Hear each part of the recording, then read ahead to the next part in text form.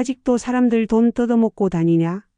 소영의 날카로운 목소리가 조용한 VIP룸을 갈랐습니다. 가장 가까운 사람이 가장 위험한 적이 될 수 있다는 섬뜩한 현실을 그려낸 대한민국 사기 스릴러의 결정판입니다. 천사 같은 얼굴 뒤에 숨은 악마, 66세 할머니가 직접 처리하고자 합니다. 그럼 그 숨막히는 현장을 함께 보시죠. 서울 서초구 반포동의 고급 아파트 단지. 66세 정희는 창문 너머로 한강을 바라보며 깊은 한숨을 내쉬었어요. 남편이 세상을 떠난 지 벌써 3년. 혼자가 된 삶은 너무나 적막했습니다. 민수야, 오늘은 언제 올 거니? 아들에게 전화를 걸 때마다 가슴 한구석이 저려왔어요. 35살 아들은 정희의 전부였습니다. 삼성전자에서 과장으로 일하는 든든한 아들. 하지만 요즘 들어 연락이 뜸해진 게 신경 쓰였어요. 어느 가을 저녁 민수가 얼굴에 환한 미소를 띠고 집에 왔습니다. 엄마, 좀 앉아봐요. 중요한 얘기가 있어요. 정희의 심장이 두근거렸어요. 민수의 목소리가 평소와 달랐거든요. 떨림과 설렘이 뒤섞인 목소리였습니다. 엄마에게 소개하고 싶은 사람이 있어요. 그 순간 정희의 머릿속이 하얘졌어요. 드디어 이날이 온 거였습니다. 며칠 후 민수가 한 여자와 함께 나타났습니다. 서연이라는 이름의 그 여자는 정말 아름다웠어요. 키가 크고 하얀 피부에 맑은 눈동자. 연세대학교를 나왔다고 했습니다. 어머니, 정말 뵙고 싶었어요. 서연이 정희의 손을 꼭 잡으며 말했어요. 그 손길이 따뜻했습니다. 목소리에는 꿀이 발린 것처럼 달콤함이 있었어요. 민수 씨에게서 어머니 얘기를 정말 많이 들었거든요. 어떤 분인지 너무 궁금했어요. 정희의 마음이 녹아내렸습니다. 이렇게 예쁘고 착한 아이가 자신의 며느리가 된다니. 가슴이 벅차올랐어요. 우리 민수가 좋은 사람을 만났구나. 서연은 그날부터 정희의 마음을 사로잡기 시작했습니다. 매주 토요일마다 성북동 집을 찾아와 음식을 해주었어요. 김치찌개며 된장찌개며 정희가 좋아하는 음식들을 척척 만들어냈습니다. 어머니, 이건 제가 준비한 작은 선물이에요. 백화점에서 산 비싼 한복을 가져오기도 했어요. 정희가 무릎이 아프다고 하면 강남 세브란스 병원에 예약을 잡아주기도 했습니다. 제가 어릴 때 부모님을 잃어서요. 어머니 같은 분을 평생 그리워했어요. 서연의 눈에 눈물이 고였어요. 그 모습에 정희의 가슴이 미어졌습니다. 동네 부녀회에서는 정희를 부러워하는 목소리가 끊이지 않았어요. 정혜 씨, 전생에 나라라도 구했나 봐요. 그런 며느리 어디서 구해요? 정희의 어깨가 으쓱해졌습니다. 자랑스러웠어요. 하지만 이상한 일이 하나 있었습니다. 서연은 자신의 과거에 대해 말하기를 꺼렸어요. 어릴 때 일은 너무 아픈 기억이라서요. 말하고 싶지 않아요. 그럴 때마다 서연의 얼굴이 어두워졌습니다. 정희는 그런 서연이 안쓰러워서 더 이상 묻지 않았어요. 결혼식은 소박하게 치렀습니다. 서연 쪽 하객은 거의 없었어요. 부모님도 친척도 친구도 없다고 했습니다. 혼자 자란 아이라 연고가 없어요. 서연이 눈물을 흘리며 말했어요. 정희와 민수는 그런 서연을 더욱 아껴주었습니다. 결혼 후 서연은 더욱 완벽한 며느리가 되었어요. 맞벌이를 하면서도 주말이면 꼭 반찬을 해주러 왔고 매일 아침 저녁으로 안부 전화를 빼먹지 않았습니다. 어머니, 오늘 기분은 어떠세요? 무릎은 괜찮으시고요? 그 상냥한 목소리를 들을 때마다 정희는 세상에서 가장 행복한 시어머니가 된 기분이었어요. 민수도 그런 아내를 보며 입이 귀에 걸렸습니다. 엄마, 서연이 정말 천사 아니에요? 내가 복이 정말 많은가 봐요. 그러게 말이야. 내가 전생에 선행을 쌓았나 보다. 정희는 진심으로 서연을 사랑했습니다. 친딸보다 더 아꼈어요. 하지만 완벽해 보이는 모든 것에는 언젠가 균열이 생기는 법입니다. 그리고 그 균열의 시작은 곧 찾아올 예정이었어요. 2023년 10월 15일, 서연의 30번째 생일이 다가왔습니다. 정희는 특별한 선물을 준비하고 싶었어요. 며느리가 평소 가고 싶어 했던 청담동 미담 한정식집에 예약을 넣었습니다. 어머니, 정말이에요? 거기 정말 가보고 싶었는데. 전화 너머로 서연의 기쁜 목소리가 들려왔어요. 정희의 입가에 미소가 번졌습니다. 생일 당일 정희는 백화점에서 진주 목걸이까지 샀어요. 서연의 하얀 목에 걸리면 얼마나 예쁠까 상상하며 설레었습니다. 강남구 청담동 미담은 한강이 내려다 보이는 고급 한정식 집이었어요. VIP룸에서 가족 셋이 둘러앉았습니다. 서연은 연보라색 원피스를 입고 있었는데 정말 아름다웠어요. 서연아, 생일 축하한다. 이거 받아라. 정희가 선물 상자를 건네자 서연의 눈이 동그래졌어요. 어머니, 이걸 어떡해요? 너무 예뻐요. 정말 감사해요. 서연이 정희를 꼭 안았습니다. 그 순간 정희는 세상에서 가장 행복했어요. 창밖으로는 노을이 물든 한강이 유유히 흘렀습니다. 모든 것이 완벽한 저녁이었어요. 뭐 드실까요? 여기는 갈비찜이 유명하대요. 민수가 메뉴판을 보며 말했습니다. 서연은 정희에게 메뉴를 권하며 살갑게 굴었어요. 주문을 위해 직원을 불렀습니다. 잠시 후 20대 초반으로 보이는 젊은 여직원이 들어왔어요. 소영이라는 이름표를 단 그 직원은 단정한 유니폼을 입고 있었습니다. 주문하시겠습니까? 소영이 공손하게 고개를 숙였어요. 민수가 주문을 하려는 그 순간이었습니다. 소영의 시선이 서연에게 닿았어요. 그 순간 그녀의 얼굴이 딱딱하게 굳어졌습니다. 뭔가 이상했어요. 소영은 서연의 얼굴을 뚫어져라 쳐다보더니 믿을 수 없다는 듯 눈을 깜빡였습니다. 정희의 가슴이 이상하게 두근거렸어요. 저기, 혹시? 소영이 말하려는 순간 서연이 어색하게 웃으며 고개를 돌렸어요. 그 찰나의 순간을 정희는 놓치지 않았습니다. 서연의 얼굴에 스친 당황과 불안감을요. 김유리, 맞지? 소영의 목소리가 떨렸어요. 순간 정희의 심장이 쿵 하고 내려앉았습니다. 불길한 예감이 스쳤어요. 너 아직도 사람들 돈 뜯어먹고 다니냐? 소영의 날카로운 목소리가 조용한 방을 갈랐습니다. 세상의 모든 소리가 멈춘 듯 했어요. 은은하던 가야금 소리도 창밖 강물 소리도 아무것도 들리지 않았습니다. 오직 그 충격적인 말만이 정희의 귓가를 맴돌았어요. 돈을 뜯어먹다니. 그게 대체 무슨 소리란 말인가요? 민수가 벌떡 일어났습니다. 당신 지금 무슨 소리 하는 거야? 사람 잘못 본 거 아니야? 아들의 고함에 방안 분위기가 얼어붙었어요. 하지만 소영은 물러서지 않았습니다. 잘못 보긴 뭘 잘못 봐. 그 얼굴을 내가 어떻게 잊어? 소영의 눈에 핏발이 서 있었어요. 김유리, 너 때문에 우리 엄마가 평생 모은 돈 다 날리고 길바닥에 나앉게 됐는데. 정희의 머릿속이 하얘졌습니다. 저는 김유리가 아니라 최서연이에요. 처음 보는데요. 서연이 가늘게 떨며 대답했어요. 얼굴은 새하얗게 질려 있었고 두 손으로 얼굴을 감싼 채 어깨를 들썩였습니다. 거짓말하지 마. 이름 바꾸고 성형 수술 좀 했다고 못 알아볼 줄 알아? 소영이 거의 절규하듯 소리쳤습니다. 소란을 들은 지배인이 허둥지둥 달려왔어요. 손님, 무슨 일입니까? 김소영 씨 뭐 하는 거야? 실장님, 이 여자예요. 우리 엄마 돈 뜯어간 그 사기꾼이라고요. 지배인은 거의 강제로 소영을 끌어냈습니다. 문이 닫히기 직전까지도 소영은 김유리, 내가 너 절대 가만 안 둬. 라며 악을 썼어요. 방 안에는 무거운 침묵이 내려앉았습니다. 서연은 민수의 품에 안겨 서럽게 울고 있었어요. 정희는 그런 서연의 등을 토닥이며 다독였지만 마음속은 복잡하기만 했습니다. 물론 오해일 수도 있어요. 하지만 소영의 확신에 찬 눈빛이 계속 떠올랐습니다. 그리고 서연의 반응도 어딘가 이상했어요.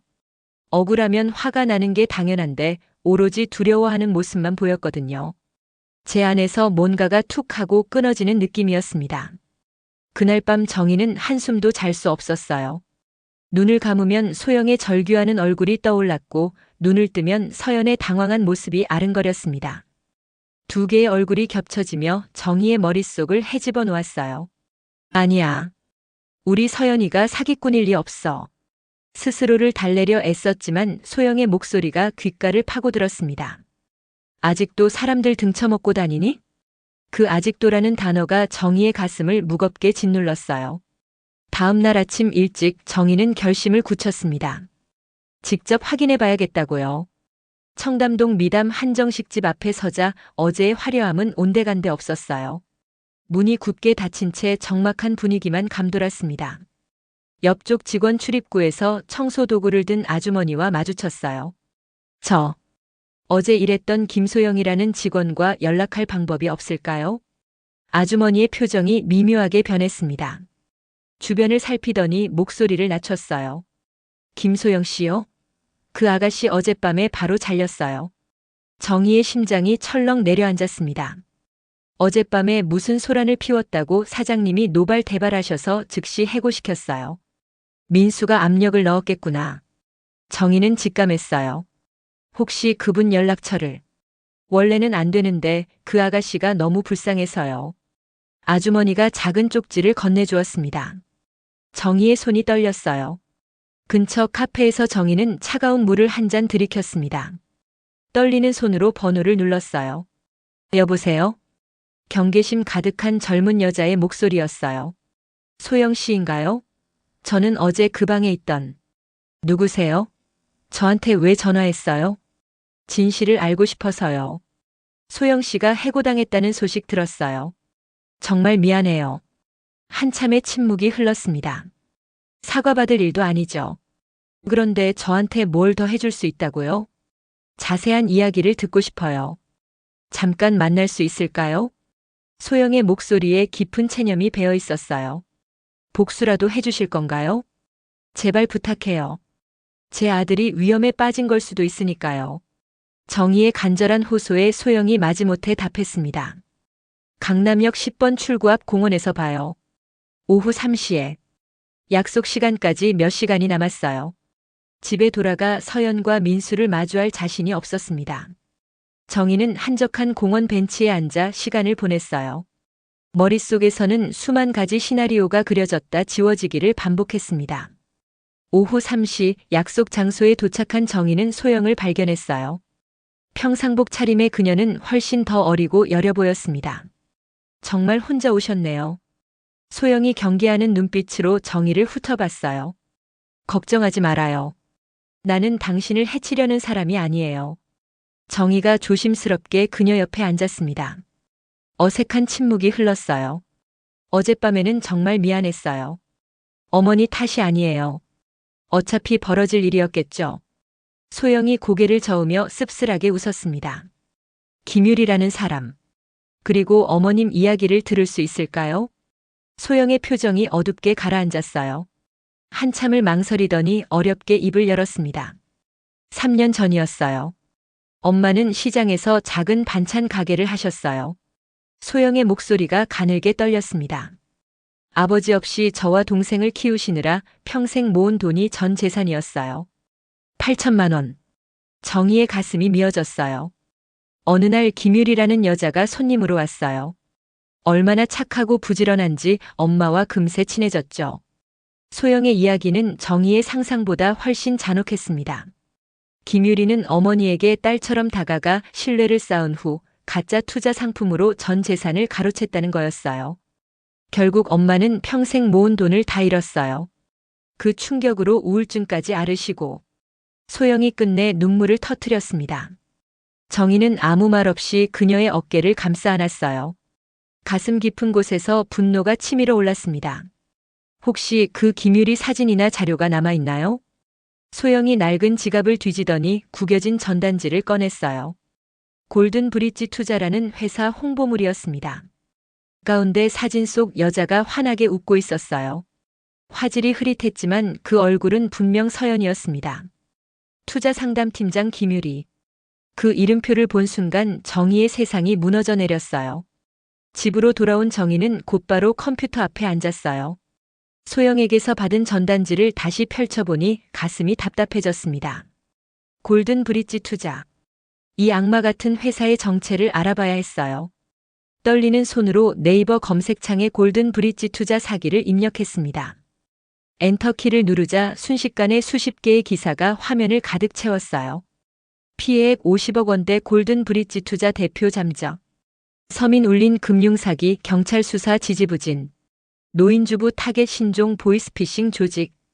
기사 제목만 봐도 피가 거꾸로 솟는 것 같았습니다. 정희는 기사를 하나씩 클릭하며 읽어내려갔어요. 고수익을 미끼로 투자자를 모은 뒤 돈을 들고 잠적하는 전형적인 사기였습니다. 피해자들은 대부분 사회적 약자들이었어요. 혼자 사는 할머니, 세상 물정 모르는 주부들. 그들의 절규가 화면 너머까지 느껴졌습니다. 하지만 경찰 수사는 막막했어요. 핵심 인물들이 이미 이름을 바꾸고 사라진 뒤였거든요. 정희는 계속 스크롤을 내리다가 작은 링크 하나를 발견했어요. 골든 브릿지 피해자 모임. 망설임 없이 클릭했습니다. 네이버 카페였어요. 600명이 넘는 회원들이 가입되어 있었습니다. 게시판에는 피해자들의 한이 담긴 글들이 빼곡했어요. 평생 모은 쌈지돈 날린 할머니 하소연. 남편 몰래 투자했다가 이혼 위기에. 자식 결혼 자금을 그 여자에게. 정희는 몇 시간 동안 그 글들을 읽었어요. 하나하나가 비수처럼 가슴에 꽂혔습니다. 그 많은 글 속에서 익숙한 이름이 계속 등장했어요. 김유리. 김유리 팀장이라는 여자 아직도 안 잡혔나요? 천사 같은 얼굴로 사람을 홀리던 김유리. 저는 김유리한테 1억을 사기당했습니다. 모든 증언이 서연을 가리키고 있었어요. 정희는 진실추적단이라는 닉네임을 가진 회원을 발견했습니다. 가장 적극적으로 활동하는 사람이었어요. 걱정 많은 엄마라는 아이디로 가입한 정희는 조심스럽게 글을 올렸어요. 안녕하세요. 처음 가입했습니다. 제 지인이 김유리와 닮은 여자와 관련이 있어서 정보를 구하고 싶습니다. 글을 올리고 나니 심장이 미친 듯이 뛰었어요. 과연 누군가 답장을 해줄까요? 몇 시간 후 드디어 쪽지가 도착했습니다. 발신자는 진실추적단 재훈이었어요. 어머님 글 잘 봤습니다. 저는 이 카페 운영자 이재훈입니다. 김유리를 몇 년째 추적하고 있어요. 정희의 손이 더욱 떨렸습니다. 그 여자는 워낙 교활해서 꼬리 잡기가 쉽지 않습니다. 혹시 더 자세한 이야기를 해주실 수 있나요? 재훈은 아버지가 김유리에게 사기를 당했다고 했어요. 그 충격으로 아버지가 쓰러져 아직도 중환자실에 계신다고요. 정희는 자신이 겪은 일을 솔직하게 털어놓았어요. 며느리가 김유리와 똑같이 생겼다는 사실, 식당에서의 소동, 그리고 아들의 완강한 반응까지. 재훈의 답장은 충격적이었어요. 어머님 며느리가 김유리일 확률이 99%입니다. 그 여자의 수법이 그래요. 가장 가까운 사람을 방패막이로 삼아 자신을 보호해요. 정희의 등골이 오싹해졌습니다. 지금 어머님 아드님이 딱 그 상황에 처한 거예요. 의심하는 사람이 나타나면 그 사람을 이상한 사람으로 몰아세우죠. 재훈의 말이 정희의 상황을 정확히 꿰뚫고 있었어요. 직접 만나서 이야기하고 싶습니다. 정희가 답장을 보내자 재훈이 즉시 답했어요. 내일 강남역 스타벅스에서 만나요. 오후 2시에. 정희는 컴퓨터를 끄고 자리에서 일어났어요.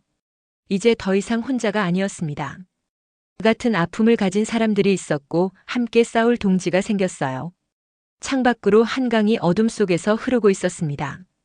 긴 밤이 지나면 새로운 전쟁이 시작될 거였어요. 정희는 주먹을 꽉 쥐었습니다. 더 이상 당하고만 있지 않겠다고 다짐했어요. 다음 날 오후 2시 강남역 스타벅스. 정희는 일찍 도착해서 구석자리에 앉았어요.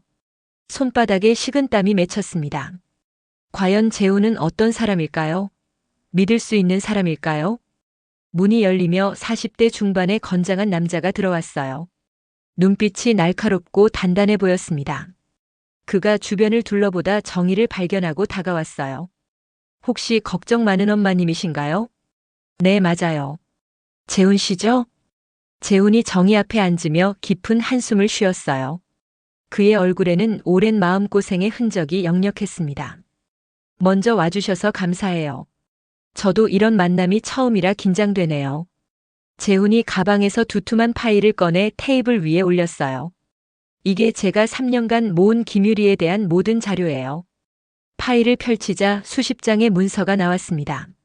사진, 신문 기사, 피해자 진술서들이 빼곡하게 정리되어 있었어요. 김유리는 본명이 아닐 거예요. 이전에는 이소희, 박미나 등의 이름으로 활동했어요. 재훈의 목소리가 차갑게 가라앉았습니다. 몇 년 주기로 이름과 신분을 바꿔가며 사기를 쳐왔어요. 완전히 조직적으로 움직이는 전문 사기꾼이죠. 정희의 입이 바짝 말랐어요. 그 여자는 머리가 비상해요. 절대 자신의 흔적을 남기지 않거든요. 재훈이 사진 몇 장을 가리키며 말했어요. 대포폰과 현금만 사용하고 한 곳에 오래 머물지도 않아요. 그래서 경찰도 못 잡는 거예요. 그런데 이번에는 어머님 며느리로 나타났네요. 이건 새로운 패턴이에요. 재훈의 눈이 번뜩 빛났습니다. 아마 어머님과 아드님을 완벽한 방패막이로 삼으려는 속셈일 거예요. 정희의 가슴이 철렁 내려앉았어요. 방패막이요? 번듯한 직장을 가진 남편과 재산을 가진 시어머니. 사기꾼 과거를 숨기고 새 인생을 살기에 이보다 좋은 조건이 없죠. 재훈이 파일에서 한 장의 사진을 꺼냈어요. 흐릿하지만 서연과 닮은 여자가 웃고 있었습니다. 지금쯤 어머님 재산을 어떻게 빼돌릴지 계획하고 있을 거예요. 순간 정희의 머릿속에 며칠 전 일이 떠올랐어요. 서연의 가방에서 우연히 봤던 인감증명서 발급 위임장. 그때는 대수롭지 않게 넘겼는데 모든 퍼즐이 하나로 맞춰지는 듯 했어요. 재훈 씨, 그럼 우리가 어떻게 해야 할까요? 정희의 목소리가 떨렸습니다. 증거가 필요해요. 김유리가 최서연이라는 확실한 증거요. 재훈이 주먹을 꽉 쥐며 말했어요. 사진이나 증언만으로는 부족해요. 그 여자는 교묘한 변호사를 써서 빠져나갈 거거든요. 그럼 어떻게? 직접 증거를 잡아야 해요. 스스로 정체를 드러내게 만들거나 사기 현장을 덮쳐야 하죠. 재훈의 말에 정희의 마음이 무거워졌어요. 하지만 동시에 해야 할 일이 명확해졌습니다. 저 혼자서는 힘들 것 같아요. 걱정 마세요. 저희 피해자들이 모두 도와드릴 거예요. 재훈이 정희의 손을 따뜻하게 잡았어요. 어머님께서 먼저 용기를 내주셨으니까 이제 우리가 함께 싸울 차례예요. 정희의 눈에 눈물이 맺혔습니다. 3년간 혼자 싸워온 재훈의 마음이 느껴졌어요. 제 아버지는 김유리에게 퇴직금 1억 2천만 원을 사기당했어요. 재훈의 목소리가 쉬었습니다. 그 충격으로 심근경색이 와서 지금도 중환자실에 계세요. 정희가 재훈의 어깨를 토닥여 주었어요. 우리 모두 그 여자 때문에 상처받은 사람들이에요. 이제 더 이상 당하고만 있을 수는 없어요. 재훈이 결연한 표정으로 말했어요. 어머님, 위험할 수도 있어요. 정말 끝까지 하실 수 있나요? 정희는 잠시 망설였어요. 하지만 민수의 얼굴이 떠올랐습니다. 순진한 아들이 그 악마 같은 여자에게 조종당하고 있다는 생각에 분노가 치밀었어요. 해야죠. 제 아들을 구하기 위해서라도. 정희의 목소리에 강철 같은 의지가 담겨 있었습니다. 재훈이 만족스럽게 고개를 끄덕였어요. 그럼 이제부터 우리는 동지예요. 함께 김유리를 잡아봅시다. 두 사람이 굳게 악수를 나누었습니다. 긴 싸움의 서막이 올랐어요. 재훈과의 만남 이후 며칠이 지났어요. 정희는 서연의 과거 흔적을 찾을 결정적인 증거가 필요했습니다. 그런데 서연의 감시가 더욱 심해졌어요. 어머니, 주말에 뭐 하세요? 제가 스파 이용권 끊어놨는데 같이 가요. 어머니 혼자 계시면 심심하실 것 같아서 영화나 보러 갈까요? 서연이 정희의 시간을 통제하려 하고 있었어요. 마치 정희가 뭔가 수상한 행동을 할까봐 감시하는 것 같았습니다. 정희는 기회를 엿보고 있었어요. 서연의 집에 들어가 직접 증거를 찾아야 했거든요. 드디어 기회가 왔습니다. 서연이 회사 야근으로 늦는다는 연락을 했어요. 정희는 서연에게 전화를 걸었습니다. 서연아, 나 지금 너희 집 근처인데 김치 담가서 가져왔어. 냉장고에 넣어두고 갈게. 어머니, 굳이 그러지 마세요. 다음에 주시면. 아니야, 금방 갔다 올게. 비밀번호 그대로지. 정희는 서연이 거절할 틈을 주지 않고 전화를 끊었어요. 이것은 모험이었습니다. 들키면 모든 게 끝장이었어요. 서초구 서연의 32평 아파트에 도착한 정희는 심호흡을 했어요. 손이 부들부들 떨렸습니다. 비밀번호를 누르고 들어서자 조용한 아파트가 정희를 맞았어요. 이제부터는 시간과의 싸움이야. 정희는 고무장갑을 끼고 조심스럽게 움직였습니다. 거실은 티끌 하나 없이 깔끔했어요. 하지만 이상하게 생활감이 느껴지지 않았습니다. 마치 호텔방 같았어요. 정희는 곧장 침실로 향했습니다. 붙박이장을 열어보니 값비싼 옷들이 질서정연하게 걸려 있었어요. 명품 가방들, 브랜드 옷들. 출처를 알 수 없는 것들이 대부분이었습니다. 이것들이 다 피해자들의 피와 땀으로 산 거구나. 정의의 속에서 분노가 치밀었어요. 30분 넘게 뒤졌지만 별다른 건 없었습니다. 정의는 점점 초조해졌어요. 그때 침대 밑에 작은 공간이 보였습니다. 무릎을 굽혀 들여다보니 안쪽 깊숙한 곳에 낡은 여행 가방이 있었어요. 심장이 쿵 뛰었습니다. 힘들게 가방을 꺼내보니 서연의 다른 물건들과는 전혀 다른 오래된 디자인이었어요. 유일하게 과거의 냄새를 풍기는 물건이었습니다. 하지만 가방은 작은 자물쇠로 잠겨 있었어요. 젠장. 정희는 방안을 다시 뒤지기 시작했어요. 화장대, 서랍, 협탁, 심지어 액자 뒤까지 찾았지만 열쇠는 없었습니다. 시간은 흘러가고 있었어요. 서연이 언제 올지 몰랐거든요. 그때 화장대 위 작은 보석함이 눈에 들어왔습니다. 평소 서연이 어릴 때부터 쓰던 건데 추억이 있어서 버리지 못해요라고 했던 바로 그 상자였어요. 정희가 보석함을 열어보니 낡은 액세서리들이 뒤엉켜 있었습니다. 그런데 상자 바닥이 이상했어요. 뭔가 볼록하게 튀어나온 게 만져졌습니다. 손톱으로 천을 뜯어내니 작은 열쇠 하나가 테이프로 고정되어 있었어요. 등골에 소름이 돋았습니다. 가장 안전한 곳은 가장 의심받지 않는 곳. 서연의 치밀함이 무서웠어요. 정희는 열쇠를 들고 다시 여행 가방으로 돌아갔습니다. 떨리는 손으로 자물쇠에 열쇠를 꽂았어요. 찰칵. 마침내 판도라의 상자가 열렸습니다. 가방 안내용물을 본 순간 정희는 숨을 쉴 수가 없었어요. 최서연, 김유리, 이소혜, 박민아. 여러 개의 가짜 신분증들이 수북이 쌓여 있었습니다.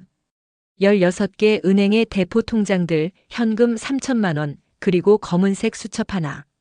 정희는 수첩을 집어들었어요. 첫 장을 넘기자 그 안에는 끔찍한 내용들이 빼곡히 기록되어 있었습니다. 그것은 서연의 범죄 일지였어요. 서초동 김순희 68세 마이너스 골든 브릿지 투자 1억 5천만 원, 외로움 심함 딸처럼 접근. 분당 박미자 45세 마이너스 골든 브릿지 투자 8천만 원, 허영심 강함 명품 선물 전략. 피해자들의 이름과 나이, 피해 금액, 그리고 어떻게 속였는지까지 상세히 적혀 있었어요. 소영 어머니의 이름도 그 속에 있었습니다. 정희는 분노로 온몸이 떨렸어요. 수첩의 마지막 페이지는 정희의 심장을 멈추게 했습니다. 타겟 박정희 66세, 박민수 35세. 목표 금액 25억 원 반포 아파트 성북동 상가 예금. 진행 단계 2단계 완료. 약점 분석 박정의 마이너스 아들에 대한 맹목적 사랑, 외로움. 박민수 마이너스 마마보이, 순진함, 나에 대한 과도한 사랑. 다음 단계 임신 발표 후 아파트 담보대출 유도. 정희의 세상이 무너져 내렸습니다. 정희는 범죄 일지의 모든 페이지를 휴대폰으로 촬영했어요. 손이 너무 떨려서 몇 번이고 다시 찍어야 했습니다. 가짜 신분증들과 대포 통장들도 모두 사진에 담았어요. 이제 빼도 박도 못할 증거가 생겼습니다. 모든 것을 원래대로 되돌려놓고 아파트를 나선 정희는 곧바로 재훈에게 전화를 걸었어요. 재훈 씨, 해냈어요. 결정적인 증거를 찾았어요. 정말요? 어떤 걸 찾으셨는데요? 직접 만나서 보여드릴게요. 지금 당장 만날 수 있나요? 재훈의 목소리가 흥분으로 떨렸습니다. 1시간 후 강남역 근처 조용한 카페에서 만난 정희는 휴대폰 사진들을 재훈에게 보여주었어요. 세상에. 이건 완전한 범죄 기록부네요. 재훈이 사진들을 보며 경악했습니다. 특히 이거 보세요. 어머님과 민수 씨를 타겟으로 한 계획이 다 적혀 있어요. 정희는 마지막 페이지 사진을 확대해서 보여주었어요. 25억이요? 이 여자가 어머님 전 재산을 노리고 있었네요. 재훈의 주먹이 부들부들 떨렸습니다. 하지만 어머님, 이걸로 바로 경찰에 신고할 순 없어요. 왜요? 증거를 불법으로 취득했거든요. 게다가 저 여자는 분명 변명할 거예요. 재훈이 고개를 저었어요. 그럼 어떻게 해야 하죠? 저 여자가 스스로 덫에 걸려들게 만들어야 해요. 재훈의 눈이 번뜩 빛났습니다. 함정 수사를 하는 거예요. 저 여자가 직접 사기를 치는 현장을 잡아야죠. 며칠 후 정희는 재훈, 소영, 그리고 다른 피해자들과 비밀 장소에서 만났어요. 한 분은 소영의 어머니 미경 씨였고 다른 한 분은 남편이 평생 모은 퇴직금을 날리고 병상에 누워 계신다는 숙자 씨였어요. 우리가 연극을 해야 해요. 재훈이 계획을 설명했습니다. 숙자 씨가 미국 교포 부유한 과부 역할을 맡아주세요. 숙자 씨가 결연한 표정으로 고개를 끄덕였어요. 그 여자가 내 남편을 그렇게 만들어놨어요. 저는 뭐든지 할 수 있어요. 그녀의 눈에는 불같은 분노가 이글거리고 있었습니다. 일주일간 우리는 함께 모여 대본을 짜고 연기 연습을 했어요. 숙자 씨는 태어나서 처음 해보는 연기에 어색해했지만 남편을 생각하며 놀라운 집중력을 보여주었습니다. 여사님, 목소리를 더 여유롭게 하세요. 돈 많은 사람들은 절대 서두르지 않거든요. 정희가 숙자 씨에게 조언했어요. 그리고 절대 분노를 드러내면 안 돼요. 순진하고 외로운 부자 사모님처럼 보여야 해요. 재훈은 볼펜 모양의 고성능 녹음기와 브로치 형태의 초소형 카메라를 구해왔습니다. 이제 미끼를 던질 시간이에요. 정희는 서연과 함께 백화점 쇼핑을 하다가 마치 우연인 것처럼 숙자 씨 이야기를 꺼냈어요. 어머 서연아. 저기 저 사람 내 고등학교 동창 김숙자랑 너무 닮았네. 서연이 관심 있는 눈빛으로 바라봤어요. 얼마 전 동창회에서 만났는데 미국에서 사업하던 남편이 죽어서 혼자 한국에 들어왔대. 정희가 계속 말했어요. 유산만 수십억 받았다는데 돈은 많아도 외로워 보이더라. 서연의 눈이 순간 반짝했습니다. 정희는 그 순간을 놓치지 않았어요. 누가 그 많은 돈을 꿀꺽할까봐 무섭다고 하더라. 어머니 정말요? 그럼 제가 한번 만나뵐까요? 서연이 기다렸다는 듯 말했어요. 저희 플래티넘 골드 투자는 원금 보장의 수익률이 정말 좋거든요. 정희는 속으로 쾌재를 불렀습니다. 서연이 완벽하게 미끼를 물었어요. 어머, 우리 서연이가 그렇게 말해주니 든든하구나. 그럼 제가 한번 숙자 이모님께 이야기해 볼게요. 그날 저녁 정희는 숙자 씨에게 연락했어요. 작전 개시예요. 서연이가 미끼를 물었어요. 며칠 후 롯데호텔 38층 라운지에서의 만남이 성사되었습니다. 정희의 심장이 미친 듯이 뛰었어요. 드디어 그 악마의 가면을 벗겨낼 시간이 왔습니다. 길고 긴 싸움의 마지막 무대가 시작되려 하고 있었어요. 롯데호텔 38층 라운지. 정희의 심장이 터질 것처럼 뛰었어요. 숙자 씨는 완벽한 연기로 부유한 과부를 연기했습니다. 서연은 예상대로 플래티넘 골드 투자라는 새로운 상품을 제안했어요. 스위스 은행 비밀 금고의 골드바에 직접 투자하는 상품이에요. 연 30% 수익률이 보장되죠. 서연의 목소리에는 자신감이 넘쳤습니다. 숙자 씨가 의심스럽다는 듯 말했어요. 예전에 골든 브릿지 투자에서 피해본 친구가 있어서. 그 순간이었습니다. 서연이 놀랍게도 당당히 대답했어요. 아, 골든 브릿지요? 사실 그건 제가 젊었을 때 처음 기획한 사업이었어요. 정희의 온몸에 소름이 돋았습니다. 그때는 경험이 부족해서 약간의 문제가 있었죠.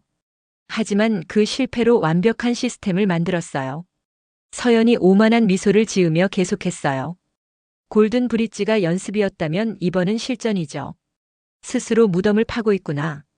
정희는 속으로 쾌재를 불렀습니다.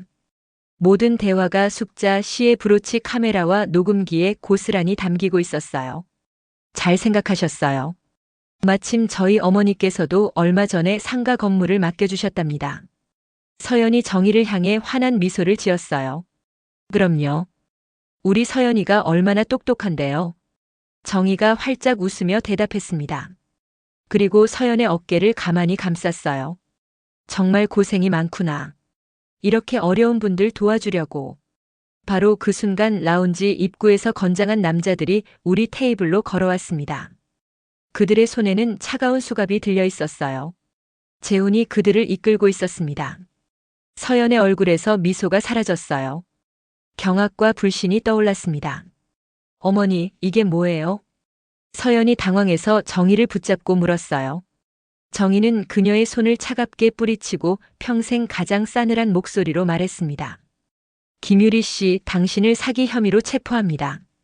경찰이 서연의 손목에 수갑을 채우는 순간 서연은 이성을 잃고 발악했어요. 이거나. 어머니, 어떻게 저한테 이러실 수 있어요? 여보. 민수야. 서연이 절규했지만 이미 늦었습니다. 정희는 그 추악한 모습을 차갑게 외면했어요. 숙자 씨는 조용히 눈물을 훔쳤고 재우는 굳은 얼굴로 주먹을 꽉 쥐었습니다. 라운지 앞 모든 사람이 숨죽이고 이 장면을 지켜봤어요. 길고 긴 사기극이 가장 화려한 무대에서 막을 내리고 있었습니다. 집으로 돌아온 정희는 민수에게 전화를 걸었어요.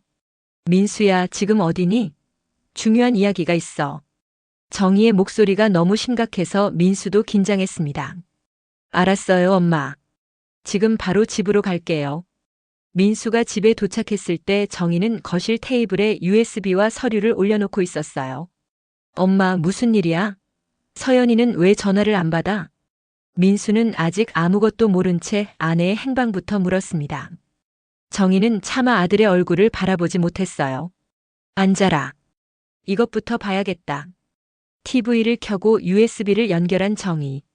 화면에 호텔 라운지 영상이 나타났습니다. 엄마, 이게 뭐야? 민수가 어리둥절한 표정으로 화면을 바라봤어요. 영상 속에서 서연은 자신감 넘치는 목소리로 가짜 투자 상품을 설명하고 있었습니다. 골든 브릿지요?